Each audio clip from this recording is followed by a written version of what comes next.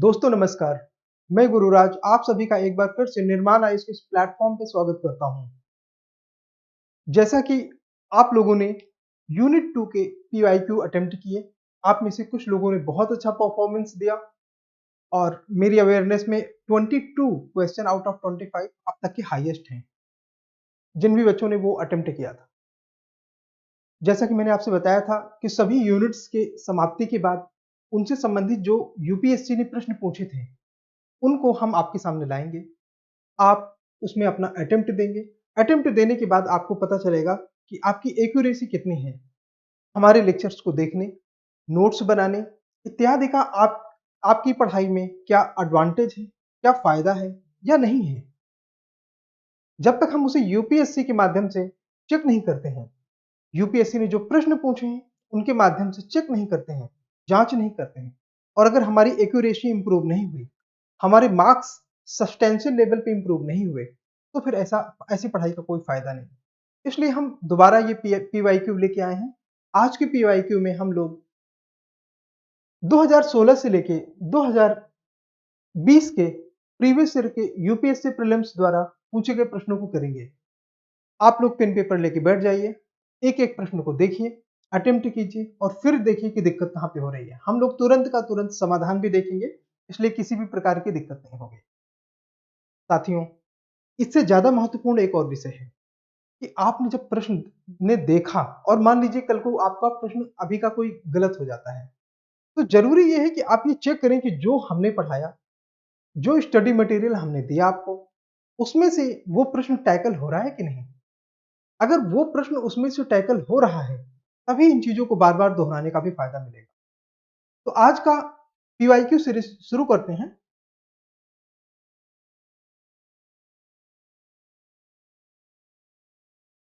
प्रश्न 26 है।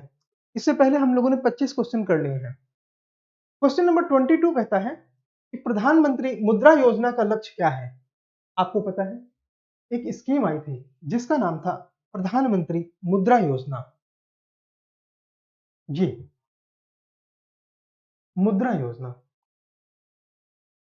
मुद्रा योजना बेसिकली माइक्रो फाइनेंसिंग के लिए थी। माइक्रो फाइनेंसिंग जब भी कहा जाए तो सिर्फ अमाउंट में वो छोटा हो जाता है, इसका यही मतलब है।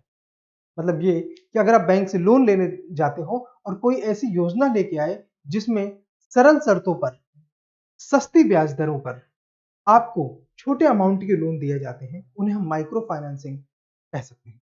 ठीक है, तो माइक्रो फाइनेंसिंग का क्या उद्देश्य है, मुद्रा योजना का क्या उद्देश्य है, ये हमको पता होना चाहिए।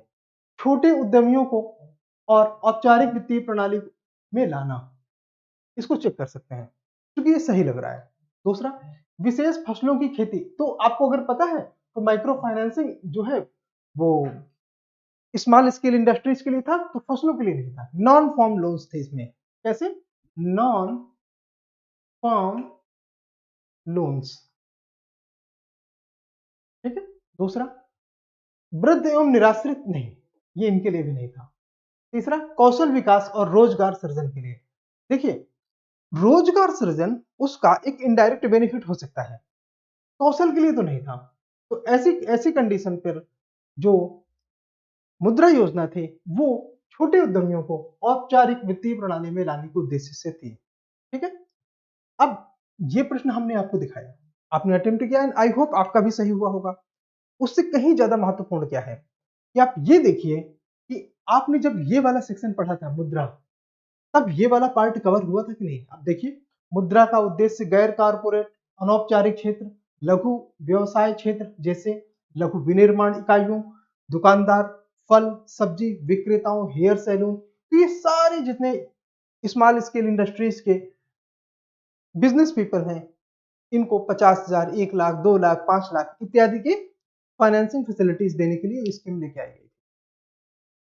नेक्स्ट क्वेश्चन, भारत सरकार ने एक स्कीम लॉन्च की थी जिसका नाम था सॉवरेन गोल्ड बॉन्ड। ये sovereign gold bond scheme, and दूसरी थी गोल्ड मोनेटाइजेशन स्कीम। साथियों, जब भी किसी प्रश्न में दो स्कीम एक साथ है तो आपको कॉमन एरियाज देखने पड़ते हैं। कॉमन एरियाज कहने का मतलब ये है कि आपको ये आइडेंटिफाई करना पड़ता है कि कौन से प्रोविजन वो हैं जो दोनों स्कीम के तहत सही हैं, तब आप उत्तर की सही बिंदु तक पहुंच सकते हैं। अगर आपने सिर्फ किसी एक स्कीम को ध्यान दिया तो हो सकता है वो स्कीम का जो कोई प्रोविजन है, कोई शर्त है, वो दूसरी स्कीम में लागू ना हो। ऐसी कंडीशन पर आपके द्वारा चुना हुआ कथन गलत हो सकता है। चलिए हम दोनों स्कीमों के बारे में समझेंगे कि सॉवरेन गोल्ड बॉन्ड क्या है और इसके क्या उद्देश्य है। दूसरा सॉवरेन मोनेटाइजेशन स्कीम क्या है, गोल्ड मोनेटाइजेशन स्कीम क्या है, ये दूसरा हम ये देखेंगे। 2016 में पूछा गया था, चूंकि ये उस समय की स्कीम थी। आज हमारे लिए क्या ये बहुत इंपॉर्टेंट है? उत्तर है नहीं। लेकिन अगर बजट और इकोनॉमिक सर्वे में ऐसी इस तरह की कोई स्कीम आ जाती है तो ये इंपॉर्टेंट हो जाएगी। इसलिए फिलहाल इसको हम जल्दी से देखते हैं। भारतीय परिवारों के पास जितना निष्क्रिय सोना पड़ा था उसको अर्थव्यवस्था में लाना, इस पर विचार किया जा सकता है। सोने और आभूषण के क्षेत्र में एफडीआई को बढ़ावा देना, इसको भी विचार करेंगे। तीसरा, सोने की आयात पर भारत की निर्भरता को कम करना, ये तीनों विचारणीय स्टेटमेंट है। इन तीनों स्टेटमेंट्स पे विचार किया जा सकता है। एक एक चेक करते हैं। देखिए, गोल्ड बॉन्ड स्कीम है, मतलब ये कि एक कागज आपको दिया जाएगा और चूंकि मैंने आपसे पीछे बताया हुआ है क्लासेस में कि बॉन्ड नॉर्मली उस नाम से लॉन्च किया जाता है जो उसका उद्देश्य होता है। तो गोल्ड बॉन्ड लॉन्च करने का मतलब है कि आपको एक बॉन्ड दे दिया जाएगा, उसके बदले में आप अपना सोना गवर्नमेंट को दे सकते हैं। या आप सोना खरीदना चाहते हैं तो सीधे सोने में पैसा ना लगाकर उस कागज में लगा के ये महसूस कर सकते हैं कि आपने सोना खरीद लिया। दोनों बातें आपको मैंने बताई। ठीक। तो वैसी कंडीशन पर अगर आप ऐसे कागज में पैसा लगाते हैं तो आप सोना खरीदने के पीछे शायद इंटरेस्ट ना शो करें, क्योंकि आपकी जो बचत की राशि है वो सोने से संबंधित कागज में इन्वेस्ट हो चुकी है। तो वैसी कंडीशन पर आप गोल्ड की डिमांड कम करेंगे और गोल्ड की इंपोर्ट पे जो लायबिलिटी आ सकती थी उसको आप प्रिवेंट कर सकते हैं। तो कथन नंबर 3 तो सही है। दूसरा, सोने के आभूषण में एफडीआई को लाना। अब एफडीआई कैसे आएगा? जैसे मान लीजिए कि कोई विदेशी कंपनी है, वो भारत में पैसा लाती है और वो सोने में इन्वेस्ट करते हैं, तो वो सोने में एफडीआई माना जा सकता है। लेकिन ये दोनों स्कीम्स भारतीयों के लिए थे, तो एफडीआई का कॉन्सेप्ट इसमें लागू नहीं होगा। अब इस तरह से देखते हैं, ये 2 गलत हो गया, ये 2 गलत हो गया और ये 3 सही है। तो अब 3 केवल इसमें बचा, मतलब एक तो डिफैक्टो सही है। लेकिन हमारा काम है चेक करना, इसलिए हम चेक करेंगे। भारतीय परिवारों के पास पड़े निष्क्रिय सोने को अर्थव्यवस्था में लाना। अब जैसे मैं आप किसी बॉन्ड को खरीदने जाते हैं, तो आप अपने घर में पड़े हुए सोने के आधार पर उस बॉन्ड को खरीद सकते हैं। ऐसी परिस्थिति में ये कथन, भारतीय परिवारों के पास पड़े निष्क्रिय सोने को अर्थव्यवस्था में लाना, एकदम सही हो। ठीक है।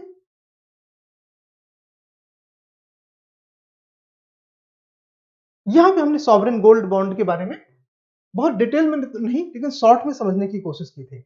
अगर ऐसी कोई चीज न्यूज में होगी तो आप यकीन रखिए कि वो आपके सामने डिटेल में डिस्कस किया जाएगा। ठीक है। निम्नलिखित कथनों पर विचार करिए। वर्ष 2017 के ये प्रश्न है। भारतीय राष्ट्रीय भुगतान निगम, National Payment Corporation of India, NPCI, इसके बारे में है। देश में वित्तीय समावेशन को बढ़ावा देने में मदद करता है। वित्तीय समावेशन ऐसा है क्या कुछ? इस पे ध्यान देंगे। एनपीसीआई ने कार्ड भुगतान योजना रुपे की शुरुआत की है। आसान प्रश्न है। अगर कोई भी बैंकिंग संबंधित स्कीम होगी तो नॉर्मली फाइनेंशियल इंक्लूजन या वित्तीय समावेशन उसका एक लक्ष्य हो सकता है। ये अपने आप में बहुत सिंपल स्टेटमेंट है।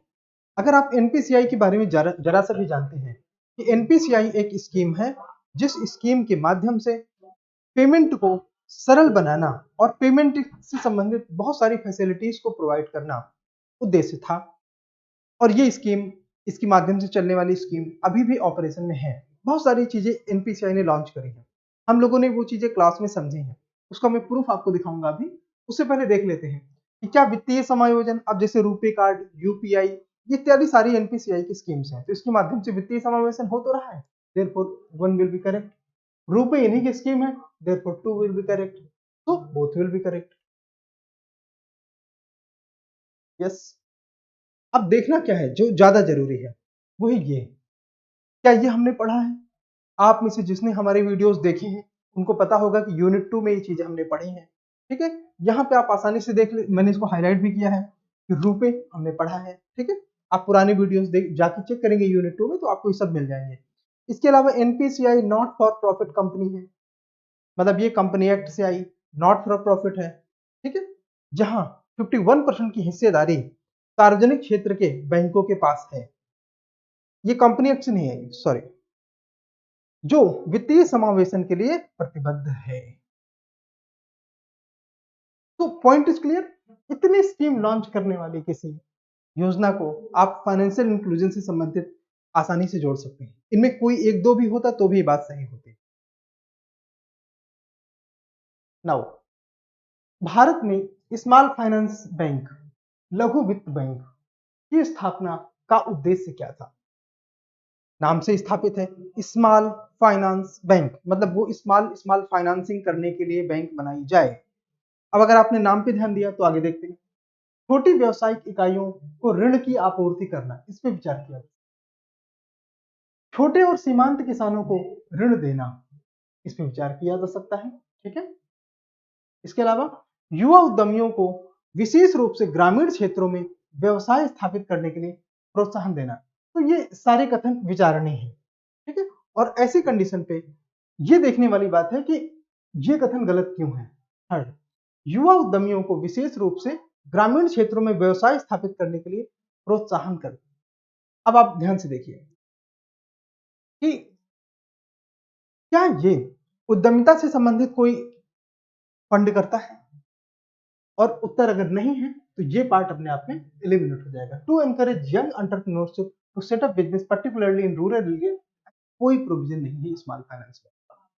ठीक है, ये छोटे व्यवसायिक इकाइयों की ऋण आपूर्ति, हाँ, और छोटे सीमांत और मार्जिनल फार्मर्स की फाइनेंसिंग रिक्वायरमेंट को प्रमोट करता है। एंटरप्रेन्योरशिप, इस पार्ट को देखिए, ऐसी कोई कंडीशन इस स्कीम के अंतर्गत नहीं है। ठीक है, यहां पे हमने पढ़ा था, ये स्लाइड यूनिट 2 की ही एक स्लाइड है। ओके, निम्नलिखित में से कौन सा सबसे अच्छा मर्चेंट डिस्काउंट रेट शब्द का वर्णन करता है? अब आपको इसके लिए पता होना चाहिए मर्चेंट डिस्काउंट रेट होता क्या है। ठीक है, इसको देख लेते हैं। एमडीआर क्या होता है?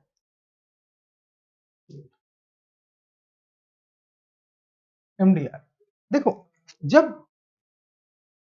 डिजिटाइजेशन प्रमोट किया जा रहा था, खासतौर से फाइनेंशियल सेक्टर में, पेमेंट सेक्टर में, उस समय यहाँ पे लिखा है मर्चेंट डिस्काउंट रेट, मतलब ये मर्चेंट से संबंधित है। तो मर्चेंट जो ऑनलाइन पेमेंट के लिए सर्टेन ड्यूटीज पे करते हैं अपने बैंक को, ऑनलाइन पेमेंट के लिए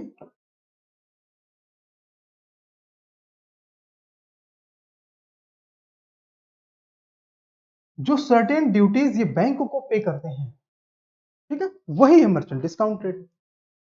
अब अगर आपने इतना समझ लिया तो ये आपके लिए समझना आसान है। इसमें देखते हैं, एक बैंक द्वारा एक व्यापारी को उस बैंक से संबंधित डेबिट कार्ड के माध्यम से भुगतान स्वीकार करने के लिए दिया जाने वाला प्रोत्साहन, ये प्रोत्साहन नहीं है, ये ड्यूटी है, शुल्क है, मतलब मर्चेंट अपने बैंक को पे करेगा, है ना, तो ये गलत हो गया। बैंकों द्वारा अपने ग्राहकों को भुगतान की गई राशि जब वे सामान या सेवाओं की खरीद के लिए वित्तीय लेन देन के लिए डेबिट कार्ड का उपयोग करते हैं, तो बैंकों द्वारा अपने ग्राहकों को भुगतान किया जाएगा क्या? उत्तर है नहीं। ठीक है, डेबिट कार्ड के माध्यम से अपने ग्राहकों से भुगतान स्वीकार करने के लिए एक बैंक द्वारा व्यापारी पर लगाया गया शुल्क, हाँ, ये है। ठीक है, अच्छा, एक इसको पढ़ लेते हैं, ये क्यों गलत है। पीओएस मशीन और डेबिट कार्ड के माध्यम से अपने ग्राहकों द्वारा डिजिटल भुगतान को बढ़ावा देने के लिए व्यापारियों को सरकार द्वारा दिया जाने वाला प्रोत्साहन, प्रोत्साहन नहीं है। ठीक, तो ये आपने देख लिया। नेक्स्ट, निम्नलिखित में कौन सा कथन कानूनी निविदा, जिसको आप लीगल टेंडर भी कहते हैं?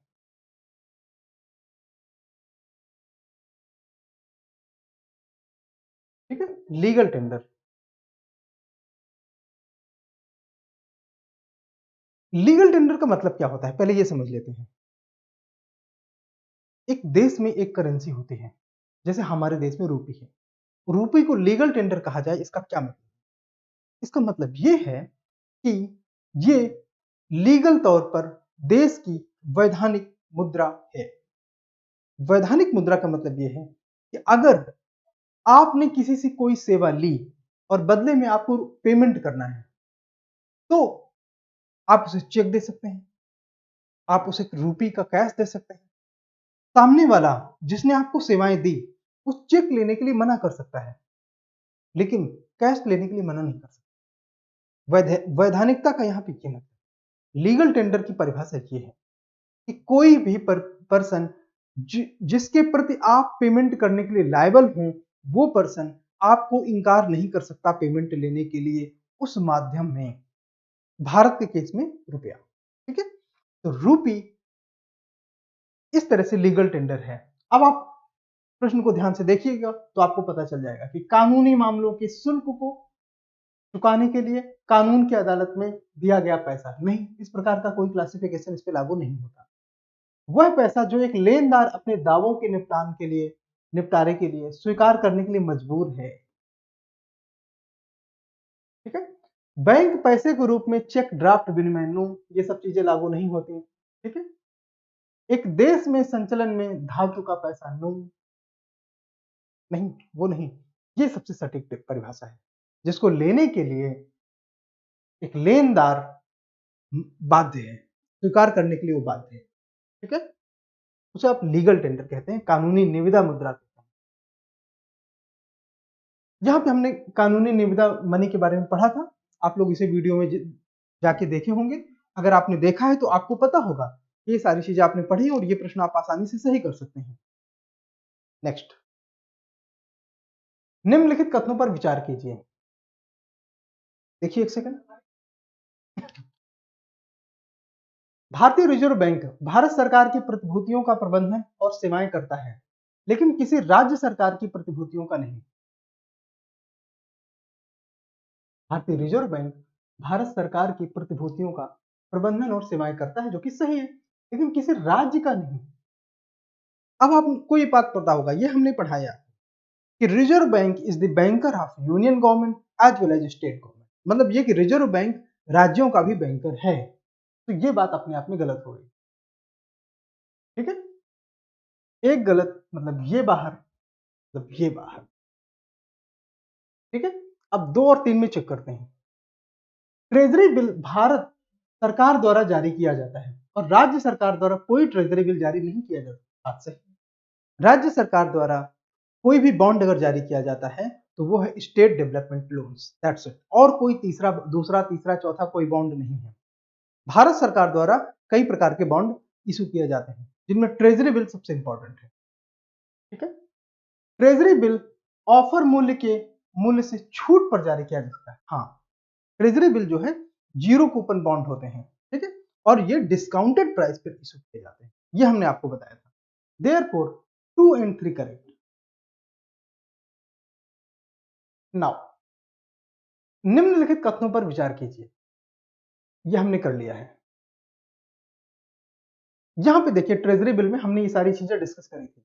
जीरो कूपन बॉन्ड है, कोई ब्याज नहीं देते और परिपक्वता पर अंकित मूल्य पर उनका भुगतान किया जाता है ना। निम्नलिखित कथनों पर विचार कीजिए। कैपिटल एडिक्वेसी रेशियो पर प्रश्न है, ठीक है। पूंजी पर्याप्तता अनुपात, पूंजी पर्याप्तता अनुपात यानी कि CAR, कैपिटल एडिक्वेसी रेशियो को आप CAR भी बोलते हो। CAR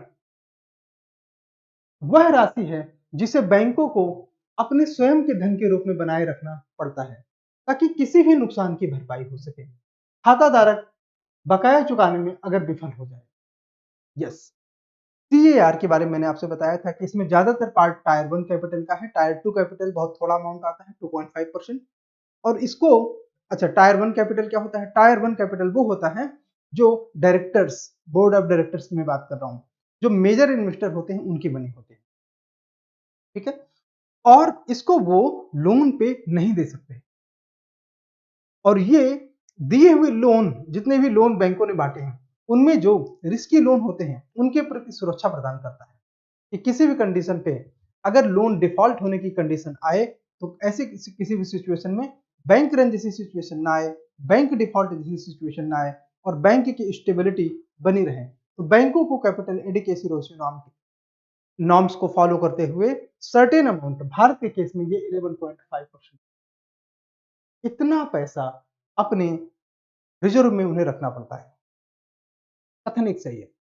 सीएआर प्रत्येक बैंक द्वारा तय किया जाता है। हमने आपको बताया था कि आरबीआई ने यहाँ पे 11.5% सीएआर डिसाइड किया है।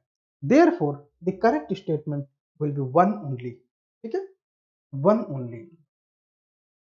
यहां पे देखिए हमने पढ़ा है भारत में आरबीआई ने सीएआर को 11.5%, 2.5% बफर के साथ डिसाइड किया है। निम्नलिखित में से कौन सा भारत में एक वाणिज्यिक बैंक की संपत्ति में शामिल नहीं है? Which of the following is not the asset of commercial bank?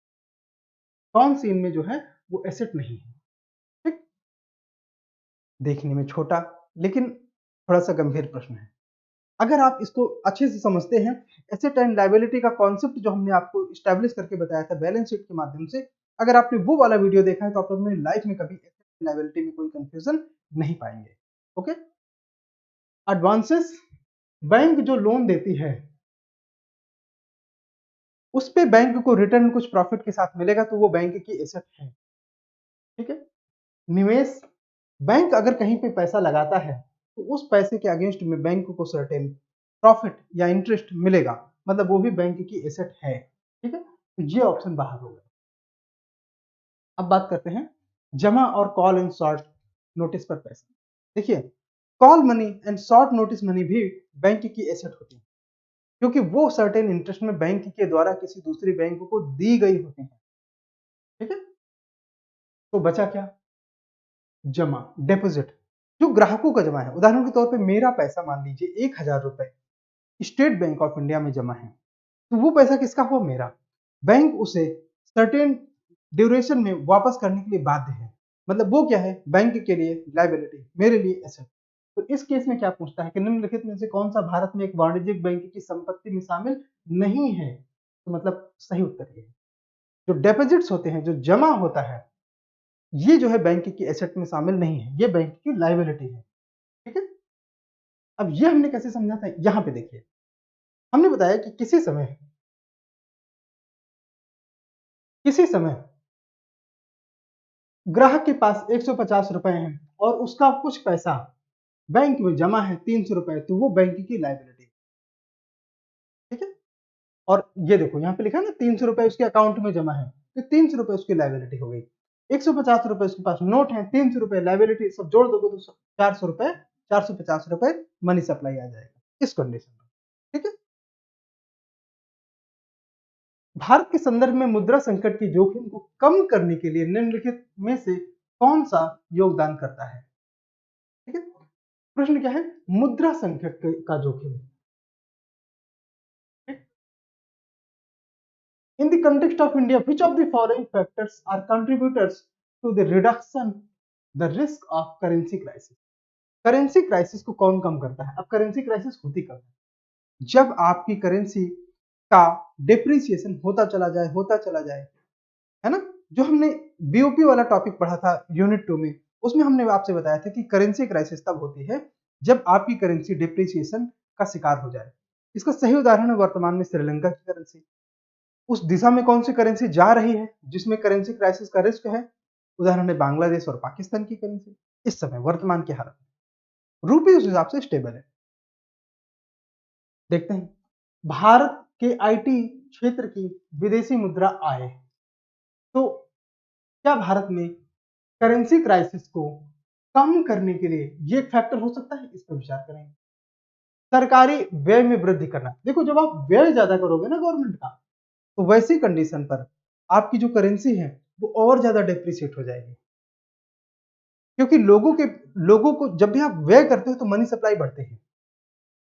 Government का एक्सपेंडिचर जब भी होता है तो मनी सप्लाई बढ़ती है। ऐसी कंडीशन पर जो डिप्रिसिएशन वो और ज्यादा हो जाएगा, तो that will be out, that will be out. अब ये दोनों बाहर होंगे। ठीक है, देखते हैं आइदर वन और थ्री, सॉरी आइदर वन और 1 एंड 3। विदेशों में भारतीय द्वारा प्रेषण। हाँ, विदेशी जब भारत में पैसा भेजते हैं तो भारत में डॉलर आता है। और उसके अगेंस्ट में हमारा रिजर्व मजबूत होता है। इस कंडीशन पर ये दोनों सिचुएशन, चाहे वो आईटी सेक्टर की इनकम हो चाहे वो कहीं की इनकम हो, इनकम जितनी होगी वो रूपी को मजबूत करेगी। और खास तौर से अगर विदेशों से आय हो रही है तो निश्चित तौर पर, तो इन दोनों केस में विदेशों से भारत में पैसा, ठीक है। तो आंसर विल बी 1 एंड 3।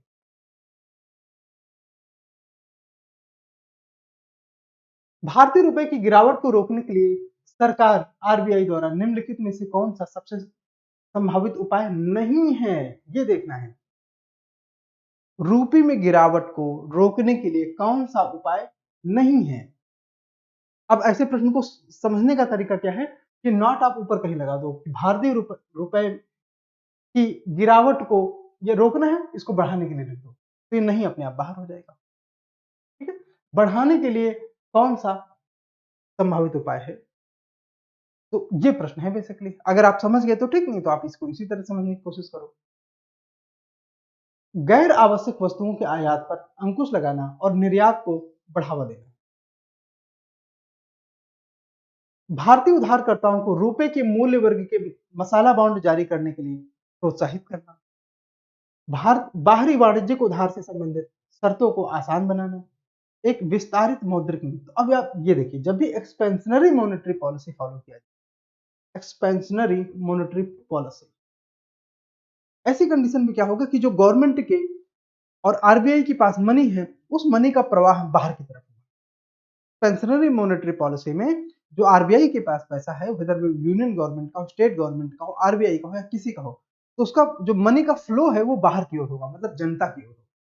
जनता के हाथ में और ज्यादा पैसा हो जाएगा, तो वैसी कंडीशन में रूपी और ज्यादा डिप्रिशिएट, ठीक है। तो ये उपाय नहीं, बाकी तीनों उपाय हैं। तो आंसर विल बी डी।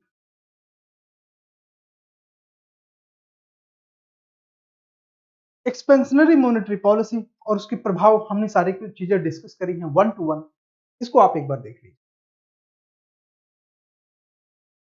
कौन कौन से टूल हैं एक्सपेंशनरी मॉनेटरी पॉलिसी के, तो वो सारी चीजें हमने यहाँ पे पढ़ी हैं। इनके माध्यम से मनी को, मॉनेटरी पॉलिसी को कॉन्ट्रैक्ट किया जा सकता है और या एक्सपेंड किया जा सकता है, दोनों चीजें इससे की जा सकती है। किसी अर्थव्यवस्था में मनी मल्टीप्लायर निम्नलिखित में से किसके साथ बढ़ता है। मनी मल्टीप्लायर याद आया?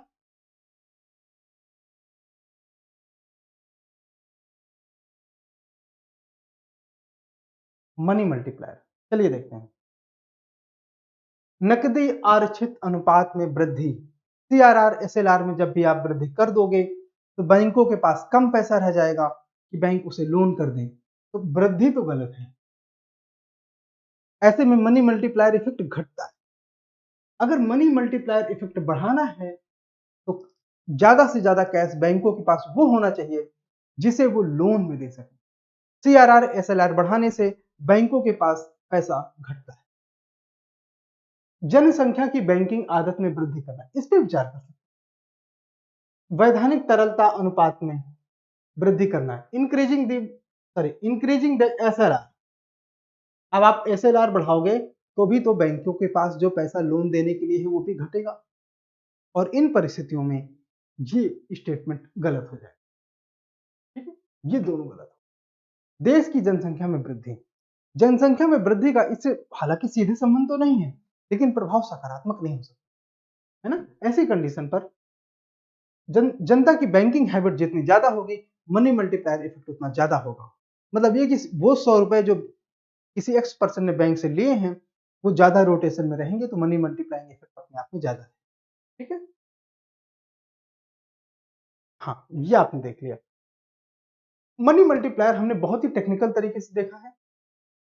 आप लोगों ने अगर ये वाली वीडियोस नहीं देखे हैं यूनिट 2 के, तो इनको जरूर देखिए, नोट्स बनाइए, आपका कमांड होना जरूरी है।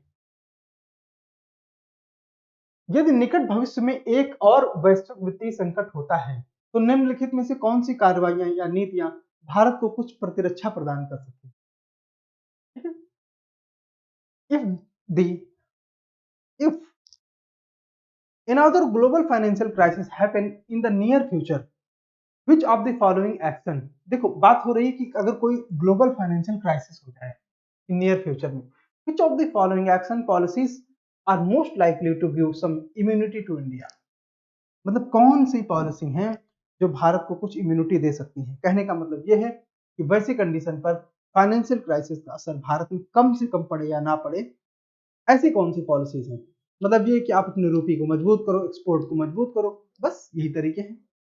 Not depending on short term foreign borrowings, इस पर विचार कर सकते हैं, ठीक है, क्योंकि फाइनेंशियल क्राइसिस होती है और अगर आप शॉर्ट टर्म बोरोइंग पे जाते हैं तो इकोनॉमिक शॉक लग सकता है। कैसे कि कोई विदेशी मनी शॉर्ट टर्म के लिए आपके पास आई, फाइनेंशियल क्राइसिस है, रूपी डिप्रिशिएट हो रहा है और ऐसे में अचानक लोगों ने अपना, तो वैसे में इंडियन मार्केट क्रैश हो जाता है।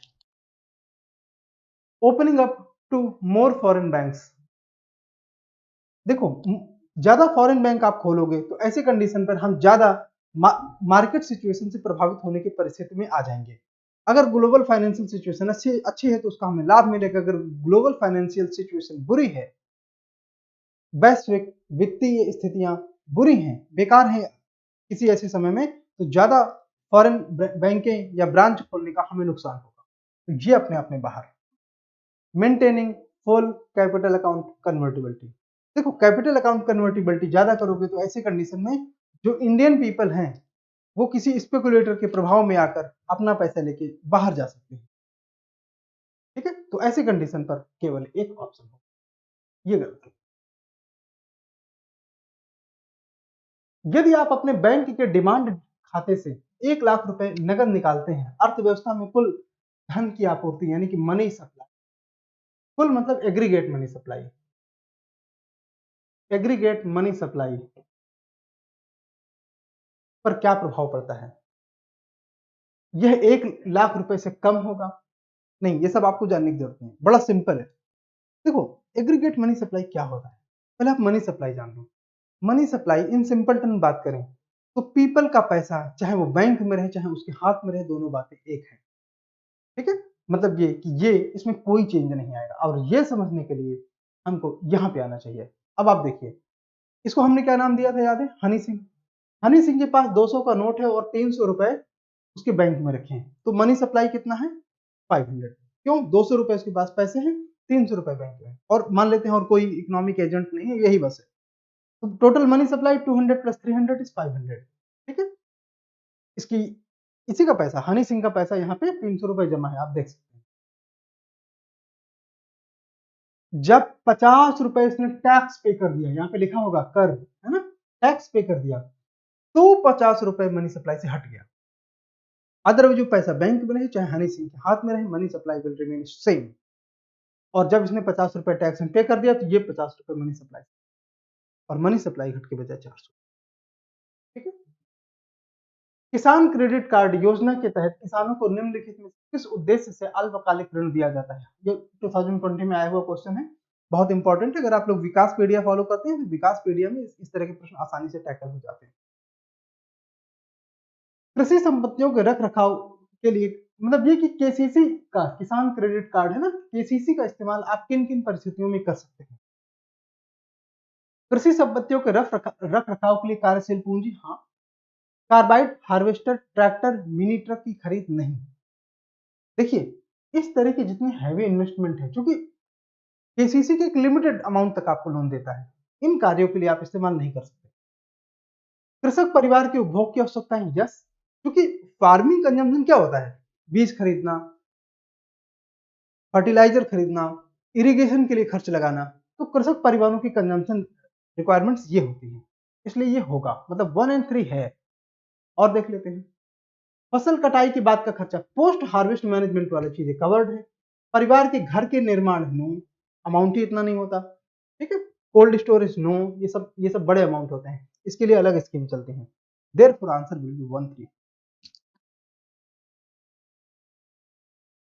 किसान क्रेडिट कार्ड के बारे में हमने बहुत डिटेल से चीजें पढ़ी थी, सारी चीजें आपके सामने लिखी हैं, तो थैंक यू सो मच। अभी यूनिट 2 का एक लेक्चर और आने वाला है पीवाईक्यू का, ठीक है, और उसके बाद हम लोग फिर यूनिट 3 की ओर बढ़ेंगे। पीवाईक्यू के एक लेक्चर के माध्यम से हम लोग 2020 और 2021 के क्वेश्चन पढ़ेंगे।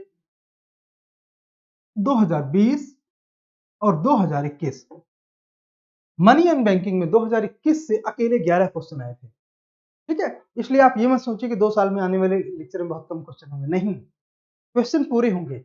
2022 का हमने क्यों नहीं नाम लिया? क्योंकि जो इंट्रोडक्शन वाला लेक्चर है इकोनॉमी का, जो हमारा पहला लेक्चर है इस सीरीज में, पहला लेक्चर इंट्रोडक्शन टू इकोनॉमी, हमने उसमें 2022 के प्रश्न ऑलरेडी कर लिए हैं। आप लोग उनको देखिए, समझिए और कोशिश कीजिए कि वो आपसे अटेम्प्ट होते हैं कि नहीं। तो thank you so much. Notes बनाते रहिए, पढ़ते रहिए। किसी भी प्रकार की दिक्कत के लिए निर्माण आइस में संपर्क करें। हमारी ज्योग्राफी की सीरीज, इकोनॉमी की सीरीज कंटिन्यू है। इसमें एक हम इशू बेस्ड वीडियो और लेके आने वाले हैं, जिसमें कि एक फैकल्टी हमारे में एक कोई न कोई मेंटर किसी खास इशू को प्रेजेंट करेंगे। इसके अतिरिक्त एमसीक्यू का सीरीज कंटिन्यू है, जिसमें कि आप current affairs based MCQs 10 MCQs daily solve कर रहे हैं। ठीक है, तो इन सारी चीजों को एंटरटेन कीजिए, अपनी तैयारी को मजबूत करिए, 2023 में अपने चयन की संभावना को बढ़ाइए। Thank you so much, have a nice time.